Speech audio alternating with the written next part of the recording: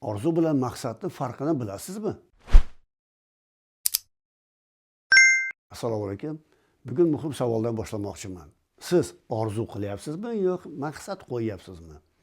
Ko'pchilik odamlar buni ikkalasini bir xil deb o'ylaydi. Lekin natija olayotgan odamlar buni farqini biladi. Bugun siz bilan orzu nima, maqsad nima degan haqida gaplashamiz. Chunki ko'p odamlar umr bo'yi qandaydir harakatlar qilishadi, ishlaydi, lekin natijaga erishamaydi. Nimaga? Chunki noto'g'ri maqsad qo'yilgan. Ular ko'plari orzu qilishadi-da, natijaga erishmaydi. Bugun shu haqida siz bilan gaplashamiz.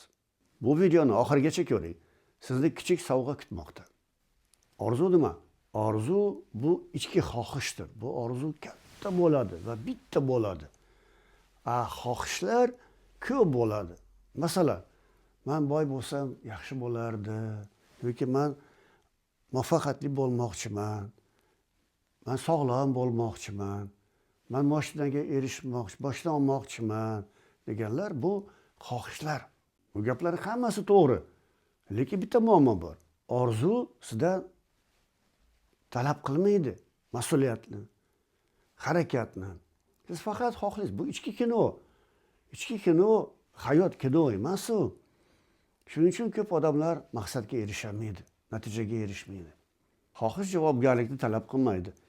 Xohish istalgan paytda pul so'ralmaydi, intizom so'ralmaydi, vaqt so'ralmaydi.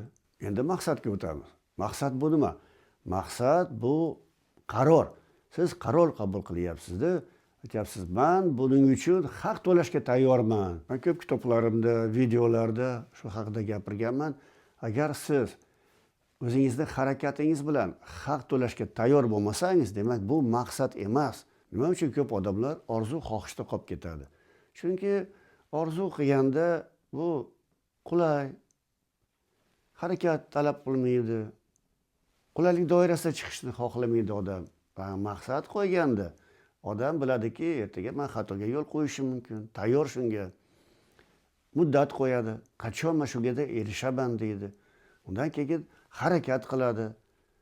Maqsad deganda, mana maqsad qo'yganimizda albatta talablarga javob berish kerak. Qanaqa talablarga?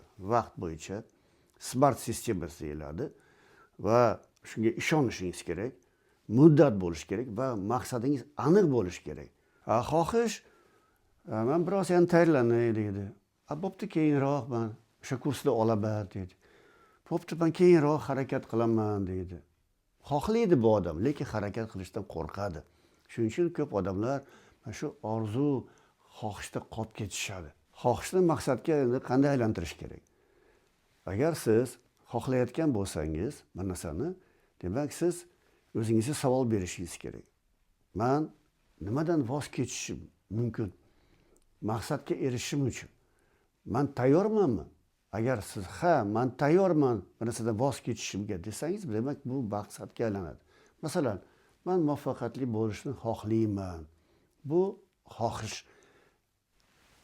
Maqsadga aylantirish uchun men tayyormanmi har kuni 30 minutdan kitob o'qishga yoki 30 minutdan qanaqadir videolarni ko'rishga, o'z ustimda ishlashga. Agar men tayyorman desangiz, demak bu maqsadga aylanadi. Maqsad doim narxga ega. Shuning uchun men siz uchun maqsad narxi degan PDF fayl tayyorlaganman. Agar xohlasangiz, bizning Telegram kanalimizga ularning ssilkasini biz tashlaymiz va o'sha yerda PDF faylimiz bor. Siz so'rashingiz mumkin, Ravshan aka, men bu faylda men o'rganaman deb. Bu faylda siz o'zingizga halol javob berasiz. Nimaga men tayyorman? Nima qilishga tayyorman? Nimaga hali tayyor emasman degan savolga. Keling yakunlaymiz. Eslab qoling. Orzu bu xohish. Sizni orzu ilhomlantiradi. Maqsad bu majburiyat. Sizni majbur qiladi mana shu maqsadingizga erishishga, harakat qilishingizga. Shuning uchun siz o'zingizga savol bering. Men hozir orzu qilyapmanmi yoki maqsad qo'yyapmanmi? Men harakat qilishga tayyormanmi yoki yo'qmi? Agar siz orzularingizni maqsadga aylantirmoqchi bo'lsangiz, men Telegram kanalimizda siz uchun bepul fayl qoldirdim. Bu fayl ko'pchilikka yoqmaydi. Lekin siz shu faylni o'zingiz uchun oling va savollarga javob bering.